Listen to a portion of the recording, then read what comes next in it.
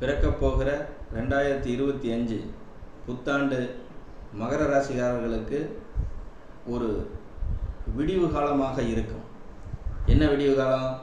7.5 சனியிலிருந்து 7.5 ஆண்டுகள் முடிந்து முழுவதுமாக வெளியே வரப்போகிறீர்கள். ராசிநாதன் ராசிக்கு 3இல் குருவின் வீட்டில் நிற்கப் போகிறார். உங்களுடைய தைரியம், புகழ் சம்பந்தப்பட்ட இழந்த அனைத்தும் உங்களுக்கு கிடைக்கப் போகுது. குடும்பஸ்தானத்துக்கு ராகு வருதே, குருவின் பார்வையும் வருது. அப்படிங்கிற நிலையில் முழுவதுமாக 7.5 சனியிலிருந்து நீங்கள் வெளியே வந்துட்டீங்க. இனிமே உங்களுக்கு நல்ல காலம் ஆரம்பிச்சிருச்சு. மகர ராசிக்காரர்களுக்கு முழுவதுமாக நிறைய சுப செலவுகளை பண்ணக்கூடிய அமைப்பு உருவாகும். குருவினுடைய 7ஆம் பார்வை ராசிக்கு 12ஆம் இடத்தில் பதிவதால் நிறைய செலவுகள் நடக்கும். முதல்ல பழைய கடனை கட்டுவோம். முதல்ல இருக்கிற பழைய கடன் ஏகப்பட்ட மன அழுத்தங்களை கொடுத்த ஒரு சில விஷயங்களுக்கெல்லாம் ஒரு முடிவு காலமாக இருக்கும். தொழில் ஸ்தானத்தை குரு பார்வை, தொழில் விதமாக தொழில், வேலை, வியாபாரம் சம்பந்தப்பட்ட வகையில் நிறைய வருமானம் வந்தால் தானே செலவு பண்ண முடியும். கார் வாங்கலாம், பைக் வாங்கலாம், வீடு வாங்கலாம். ஏற்கனவே இருந்த ஒரு சில கடன்கள், கொடுக்க முடியாத, செய்ய முடியாத ஒரு சில விஷயங்கள் எல்லாம் இப்போ செய்யக்கூடிய அமைப்பு மகர ராசிக்காரர்களுக்கு இந்த 2025 எல்லாம் நடக்கக்கூடிய அமைப்பு இருக்கும். அதாவது ஒரு பிரச்சனை அதிகம் ஆகுதுன்னா 7.5 சனியில் 7.5 சனி காலங்கள், அஷ்டம சனி காலங்கள் தான். கிட்டத்தட்ட கடைசியாக ஒரு 4-5 வருஷம் மகர ராசிக்காரர்களுக்கு ஏகப்பட்ட பிரச்சனைகள் தான். அந்த பிரச்சனைகள்லாம் உங்களுக்கு ரிலீஃப் ஆகுது. இந்த வருஷம் மார்ச் மாதம் கடைசியில் சனி பயிற்சிக்கு பிறகு குடும்பஸ்தானத்தில் உங்களுடைய குடும்பஸ்தானத்தை விட்டு வெளியே போகிறார். அதாவது 3, 6, 11 ஒரு பாவக்கிரகங்கள் இருப்பது பெரிய கெடுதல்களை செய்யாது என்கிற விதியின்படி ராசிநாதன் 3இல் மறைவது ஒரு சுபக்கிரக வீட்டில். அப்படிங்கிற நிலையில் அப்போ குரு 6ஆம் இடத்துல மறையுதே, மறையட்டுமே, குடும்பஸ்தானத்தை பார்க்கும்ல, தொழில் ஸ்தானத்தை பார்க்கும்ல. அப்படிங்கிற நிலையில் குடும்பம்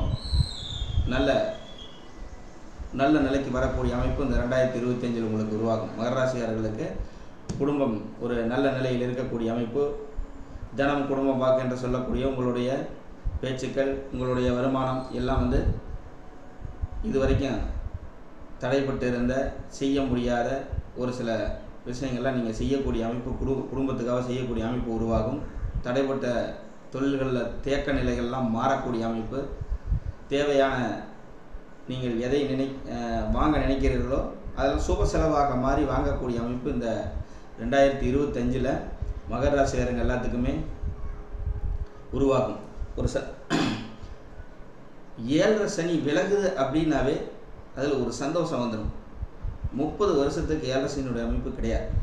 அப்படிங்கிற நிலையில் 30 வருஷத்துக்கு ஒருத்தர் தானே 7.5 சனி நமக்கு ஒரு ராசிகளுக்கும் வரும். அப்படிங்கிற நிலையில் மகர ராசிகளுக்கு முழுவதுமாக 7.5 சனி முடிய போகுது. இனிமேல் 7.5 சனியோட அமைப்பு உங்களுக்கு இல்லை.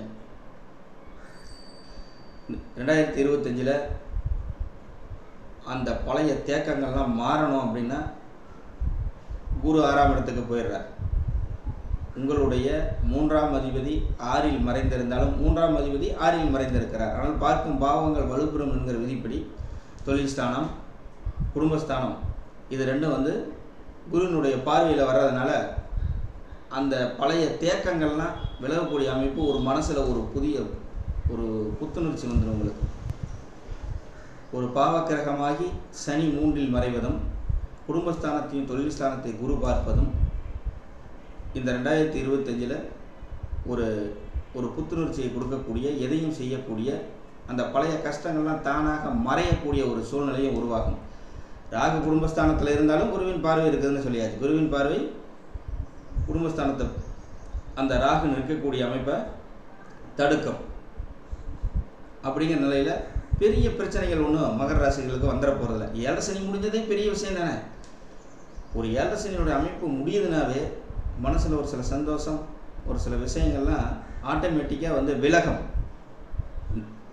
இப்போ குடும்பத்தில் ஒன்று சொல்கிறோம், ஒன்று செய்யணும்னு நினைக்கிறோம். இப்போ ராகு நிற்கிது, ஒரு 4 நாளில் செய்யக்கூடிய ஒரு வேலையை ஒரு 10 நாளில் நடக்கும். அவ்வளவுதான். குருவின் பார்வையை சரி செய்துவிடும்.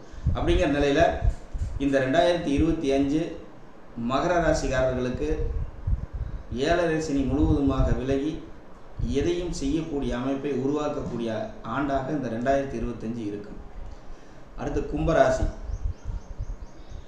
ஜென்மசனி அமைப்பு முடிய போகுது. 7.5 சனியில் ஜென்மசனியில் அதுவும் சதய நட்சத்திரக்காரங்களாம் படாத கஷ்டம் இல்லை, ஏகப்பட்ட பிரச்சனை, ஏகப்பட்ட கஷ்டம். எல்லாத்தையும் இழந்துட்டேன், பிரிஞ்சிட்டேன், சண்டை சச்சரவு எது நடக்கலை, அனைத்திலையும் தடை அப்படிங்கிற நிலையெல்லாம் மாறப்போகுது. இப்போ புரட்டாதி நட்சத்திரத்தில் கடந்து கொண்டு இருக்கிறது. மார்ச் மாதம் கடைசியில் சனி முழுவதுமாக விலகி குடும்பஸ்தானத்துக்கு போகும். அதாவது ஜென்ம சனி அமைப்பிலிருந்து விலகும். கடுமையான ஒரு போராட்ட காலம் மாறும். பாத சனியாக மாறும் பொழுது ஜென்ம சனியில் நடந்த பிரச்சனைகள் எல்லாம் கிட்டத்தட்ட ஒரு 70% குறையக்கூடிய அமைப்பு. அடுத்தது பார்த்தீங்கன்னா, குடும்பஸ்தானத்தில் உங்கள் ராசிநாதன் போனாலும் குடும்பத்தில் ஒரு சில பிரச்சனைகள் இருந்தாலும் கூட குருவினுடைய பார்வை உங்கள் ராசியில் இருக்கும். மே மாதத்துக்கு மேலே, மே மாதம் குரு பயிற்சிக்கு அப்புறம் உங்களுடைய ராசியை குரு பார்ப்பத, குடும்பஸ்தானாதிபதி உங்களுடைய ராசியை பார்க்கறனால எதையும் சமாளிக்கக்கூடிய அமைப்பு இருக்கும். இதுக்கு முன்னாடி ஜென்ம சனியில் ஏதாவது செய்ய முடிஞ்சதா? ஏகப்பட்ட தடங்கல்கள், ஏகப்பட்ட மன அழுத்தம், எதுவும் அனைத்து கதவுகளும் மூடப்பட்ட நிலை, எந்த பக்கமும் தப்பிக்க முடியாது. அந்த மாதிரி நிலை. சதய நட்சத்திரம் முழு நட்சத்திரம் அடங்கிய ராசி. அப்போ சதய நட்சத்திரக்காரங்களாம் ரொம்ப பாதிப்புகளை ஜென்மசனியில் அவங்க அனுபவித்தாங்க. அடுத்து புரட்டாதி நட்சத்திரம் கடந்து கொண்டு இருக்கிறது. ஒரு 2-3 மாதத்தில் முடிஞ்சிடும். இவங்களும் இப்போ அவர்கள் அனுபவித்த ஒரு சில மன அழுத்தங்களுக்கு இவங்க ஒரு 75% அனுபவிச்சுக்கிட்டு இருக்கிறாங்க. இதெல்லாம் ஜென்ம சனியினுடைய அமைப்பு. வீடு, தொழில், வியாபாரம் எல்லாம் அனைத்திலும் தடை, அனைத்திலும் தடை. ராசிநாதன் மூலத்திரிகோண பலத்தில் சுபகரக தொடர்பு இல்லாமல் ஆட்சி பெற்ற நிலையில் இருக்கிறதுனால தான் அந்த ஜென்மசனி அமைப்புகள் கடுமையான போராட்ட காலம். இதில் ஒரு குருவினுடைய பார்வையும் இடையில வந்திருந்தால் கொஞ்சம் மட்டுப்பட்டிருக்கும். அதுக்கு வழி இல்லாத போச்சு. அப்படிங்கிற நிலையில் சதய நட்சத்திரத்துக்கு அப்புறம் இப்போ புரட்டாதி நட்சத்திரம். ஜென்மசனியுடைய அமைப்பு விலகிறதே ஒரு பெரிய விஷயம். அப்படிங்கிற நிலையில் இப்போ பாத சனியாக 2 வருஷத்துக்குமே இருக்கும். இவ்வளோ கஷ்டங்கள், அதாவது ஜென்ம சனியில் அனுபவித்த மன அழுத்தங்கள், ஒரு சில பிரச்சனை என்ன, ஏகப்பட்ட பிரச்சனைகள், எதையும் செய்ய முடியாத நிலை, எதையும் செய்ய முடியாது, ஒரே இடத்துல உட்கார வச்சிடும். அந்த மாதிரி நிலையெல்லாம் இப்போ மாறும். எதையும் சமாளிக்கக்கூடிய அமைப்பு. அதான் குருவின் பார்வை மே மாதத்துக்கு மேலே வந்ததுனால அந்த பழைய ஒரு லாக்கிலிருந்து வெளியே வரக்கூடிய ஒரு அமைப்பு, செய்யலாம் அப்படிங்கிற ஒரு நிலை, எதையும் இப்போ செய்யக்கூடிய அமைப்பு. குரு பயிற்சிக்கு பிறகு ராசியை குரு பார்க்கறனால ராசி வலுக்கிறது. ராசினா என்ன? நீங்கள். உங்களுக்கு அந்த தடைப்பட்ட விஷயங்கள்லாம் செய்ய முடியாத, திணறிக்கிட்டு இருந்த சம்பந்தப்பட்ட அனைத்தும், வேலையாகட்டும், தொழிலாகட்டும், வியாபாரமாகட்டும், எந்த வேலையும் ஒரு 50% ரிலீஸ் கிடைக்கும். சமாளிப்பீங்க. சமாளிக்கக்கூடிய அமைப்பு கும்பராசிக்காரர்களுக்கு இந்த 2025ஆம் ஆண்டு ரிலீஃப் கிடைக்கும். மார்ச் மாதத்துக்கு மேலே, அது வரைக்கும் புரட்டாதி நட்சத்திரத்தில் சனி கடந்து கொண்டு இருக்கும். அதுக்கப்புறம் தான் பயிற்சியாகி குடும்பஸ்தானத்துக்கு போகும். இதில் என்ன முக்கியம், 7.5 சனியில் ஒரு முக்கியமான கண்டத்தை தாண்ட போகிறீங்க. அந்த ஜென்மசனிங்கிற ஒரு விஷயத்தை இன்னும் 30 வருஷத்துக்கு உங்களுக்கு கிடையாது. 30 வருடங்களுக்கு தான் இனிமேல் உங்களுக்கு ஜென்மசனி. 7.5 ஆண்டுகளில் ஒரு 2.5 ஆண்டுகள் விரை செலவாக இருக்கும். பிறகு ஜென்மத்தில் சுபகிரக தொடர்பு இல்லாத சனி தான் இவ்வளவு பெரிய கஷ்டங்களை கொடுப்பது. உங்கள் ராசி சதய நட்சத்திரத்தில் கிடக்கும் போதெல்லாம் ஒரு குருவினுடைய பார்வைங்கிறது ஒரு 13 மாதம் கிடைக்கவே இல்லை. அப்படிங்கிற நிலையில தான் ஏகப்பட்ட மன அழுத்தங்களுக்கு, ஏகப்பட்ட சங்கடங்களுக்கு, ஏகப்பட்ட பிரச்சனைகள் ஆளாகக்கூடிய ஒரு நிலை உருவாயிருச்சு. அந்த நிலை இன்னும் 30 வருடத்துக்கு கும்பராசியில் பிறந்த உங்களுக்கு வரப்போகிறது இல்லை. மே மாதத்துலேருந்து ராசிக்கு குரு பார்வை. அந்த பார்வையிலேயே உங்களுக்கு ஒரு சில விஷயங்கள் பிடிபடும்.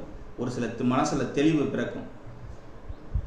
நின்று போன அனைத்து வேலைகளும் கிடைக்காத, அதாவது இதுவரை தன் பேச்சுக்கு எந்தவித மதிப்பும் இல்லாத நிலையில் இருந்த கும்பராசிக்காரர்களுக்கெல்லாம் அப்படியே ஒரு 50% நீங்கள் நினைப்பது, நீங்கள் செய்வது, எதையும் நீங்கள் சமாளிக்கக்கூடிய நிலை, இது எல்லாம் உருவாகக்கூடிய ஆண்டாக இந்த 2025 இருக்கும்.